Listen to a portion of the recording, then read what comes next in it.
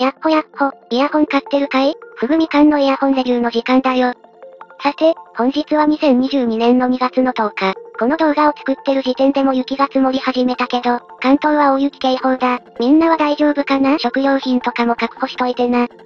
さて、今回紹介するのは、トリポーインのリー。5000円クラスのモデルで立て続けに良作を吐き出している、安定感のあるブランド、トリポーインだけど、今回紹介する、リーは、果たしてミールに続く良作になれるんだろうか？まずはメーカーについてちょっと触れていこうか。トリポーインは若いブランドが多い中国系のイヤホンブランドの中でも、特に若い会社、KZ 系の技術で作られた、5バランスドアマチュアイヤホン、トリポーイン TP10 からスタート。その後、低価格で良質なケーブルをいくつか発売してる。個人的に特に記憶に残っているのは、グラフェンメッキ線が混ぜ込まれたモデルの中で最安かつ、特徴的な高音域の強化が魅力な、トリポーインジェリーというケーブルや、低価格ながら高純度単結晶銅を使用した、トリポーイン RT というケーブルだな。どっちも、おすすめのケーブルなので、今回のモデルと合わせてチェックしてみてくれ。さらに、今回のリーが発売される前に、1ダイナミックドライバのイヤホンを2つ発売してる。最初に発売された5バランスドアマチュアイヤホン、TP10 より、こちらの方のラインの方が成功してる印象だ。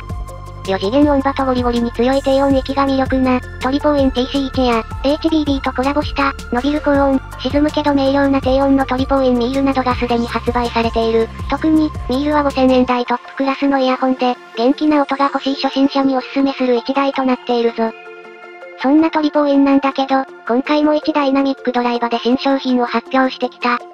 今回紹介する、トリポーインリーは、トリポーインのイヤホンとしては4作目。直径の1ダイナミックドライバ系イヤホンの中では2作目に当たるイヤホンだ。ミールと TC1 は5000円クラスのイヤホンだったんだけど、リーはより低価格な3000円クラス。オーディオマニア向けのイヤホンとしては、最低価格に入るイヤホンなんだけど、他のモデル同様、2ピン端子によるリケーブルと、全金属の高質感なハウジングを与えられてるぞ。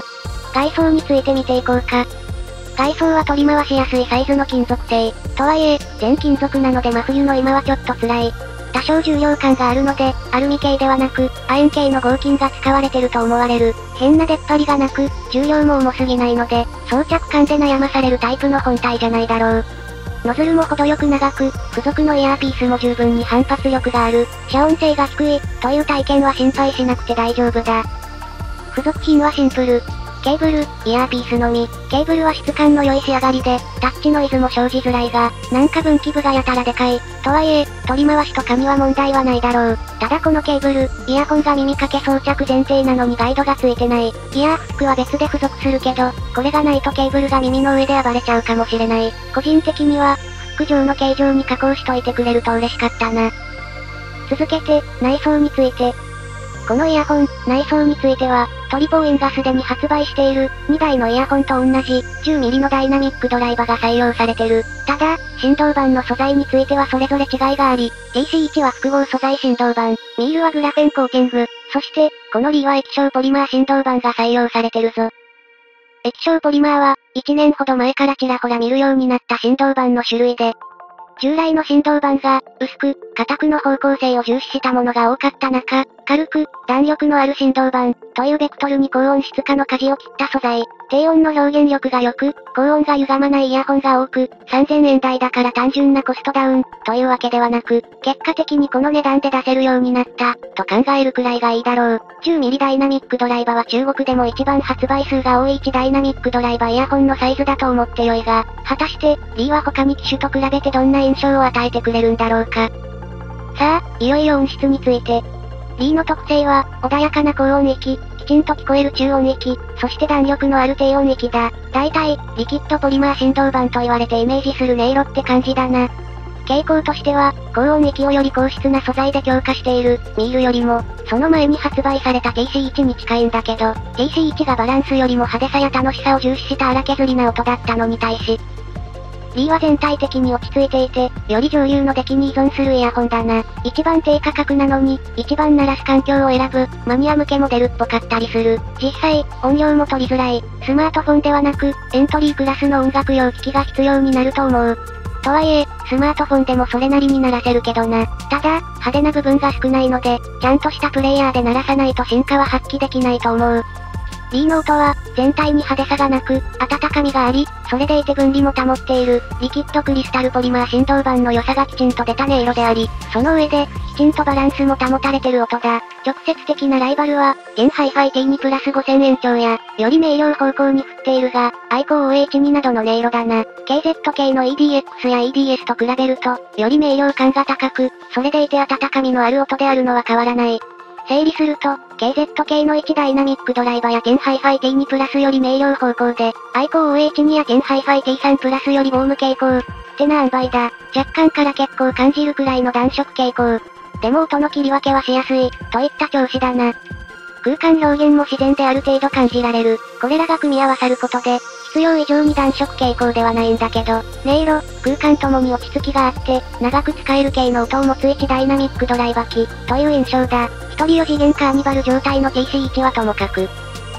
元気でバランスがめちゃくちゃ良好なミールに対し、同じくバランスがいいんだけど、しっとりとした鳴り方のリー、といったところ、価格差は感じないが、ベクトルが全く違うので、ミールと違うターゲットに向けたイヤホン、というのがわかるな。冬場はこれくらい温かみのある音の方が響くかもしれない。音色を分解してみようか。と言っても、大体のイメージはリキッドポリマー振動板らしい音色、として紹介できてるとは思うが、高音域は金属感が少ないが、成分を少なく感じたり、音量を小さく感じたりすることはなし、聞こえやすく、落ち着きのある音。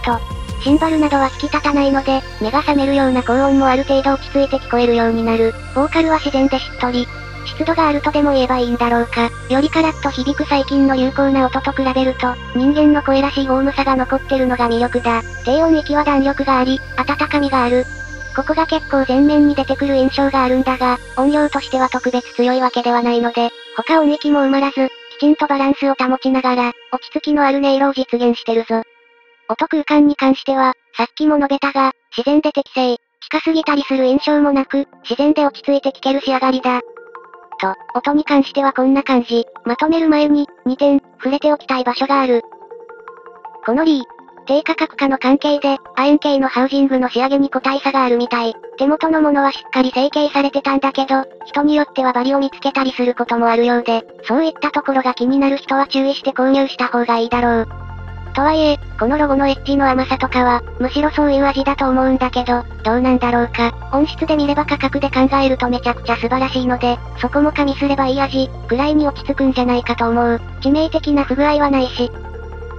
それから、これも気になる人には気になるポイントなんだが、前作、ミールまではひまい込み型の2ピン端子だった形状が、QDC に近い、半埋め込みタイプに変更になった。が、QDC にしては太く、TFZ より丸い端子形状なので、今のところ、リ以外でこの形になってるモデルは見当たらない。亜鉛合金シェルの精度によるものなんだろうか？ちょっと謎の空洞がリケーブル後に発生する点には注意が必要だろう。